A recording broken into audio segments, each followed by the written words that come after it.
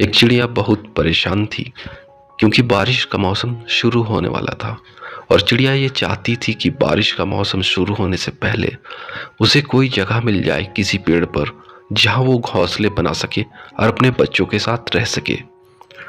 चिड़िया बहुत ही इधर उधर घूमी और ढूंढी कि कोई पेड़ मिल जाए जहाँ वो अपने घोंसले बना सके, लेकिन नहीं मिला।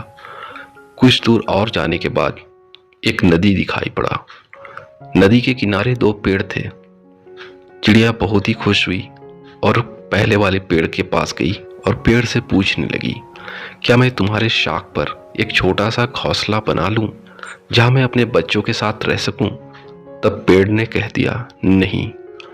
चिड़िया बहुत दुखी हुई और वहां से चली गई और दूसरे वाले पेड़ के पास जाकर पूछने लगी वही सवाल, क्या मैं तुम्हारे शाख पर एक छोटा सा घोंसला बना लूं और अपने बच्चों के साथ रह सकती हूँ? उस पेड़ ने हाँ कह दिया।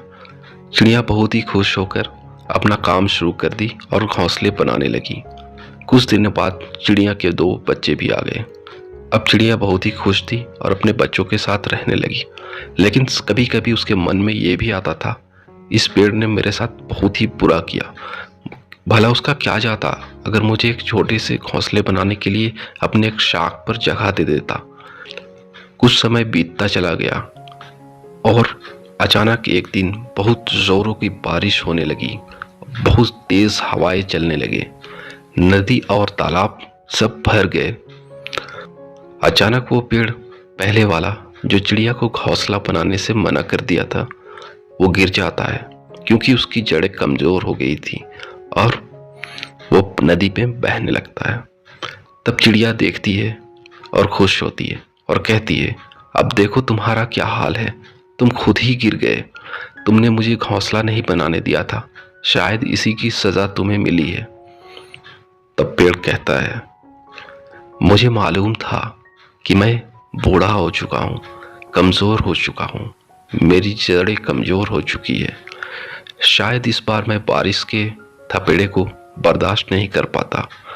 इसी वजह से मैं तुम्हें मना किया था कि मेरे शाख पर घोंसला नहीं बनाओ। अगर तुम्हें उस दिन मैं घोंसला बनाने को कह दिया होता तो आज तुम भी मेरे साथ गिर गई होती और तुम्हारे घोंसले भी, और तुम्हारे बच्चे भी गिर गए होते और शायद मर गए होते। फ्रेंड्स, कभी किसी की नाम में हमारे लिए भलाई भी छुपी होती है। वो हमारा भला सोचकर ना कहता है, लेकिन हम उसे कड़वाहट समझ लेते हैं और उसे अपने दिल पर बैठा लेते हैं। और इतना ही नहीं, बल्कि उसे कई लोगों के पास जाकर कहते रहते हैं और उसकी बुराई करते रहते हैं, उसने मेरे साथ अच्छा नहीं किया, उसने मुझे मना कर दिया। लेकिन हमें उन सब बातों के पीछे का कारण नहीं पता होता है कि किस लिए उसने मुझे मना किया, क्या वजह थी। वो मेरा भला सोचकर मना किया या बुरा सोचकर मना किया, लेकिन हम अपने आप से ही सोच लेते हैं कि ये इंसान मेरे लिए बुरा किया, और उसके साथ कभी बुरा होता है तो हम खुश होते हैं। तो अगर मेरी स्टोरी आप लोग सुन रहे हैं और मेरी स्टोरी का मॉरल आप लोगों को समझ में आया होगा, तो आप बिल्कुल समझ गए होंगे कि हमेशा ना को अपने लिए बुरा ना समझे, बल्कि उसे गौर से सोचे कि उसने ना क्यों कहा और किसी के पास उसकी बुराई ना करें।